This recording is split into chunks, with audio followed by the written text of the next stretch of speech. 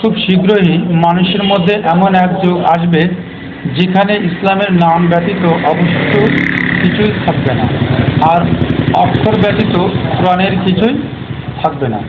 মসজিদগুলি হবে বাহ্যিক দিক থেকে জাঁকজমকপূর্ণ এবং চাকচিক্য সমূহ, কিন্তু প্রকৃতপক্ষে হিদায়াত শূন্য থাকবে। আলেমগণ হবে আকাশের নিচে যাবতীয় সৃষ্টির মধ্যে মন্দ লোক, আর তাদের থেকে দিন সংক্রান্ত ফিতনা পাইতে থাকবে।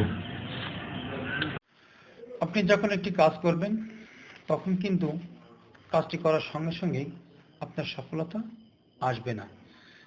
তবে হ্যাঁ, অনেকের সফলতা খুব দ্রুত আসে, আবার অনেকের সফলতা অনেক লেটে আসে।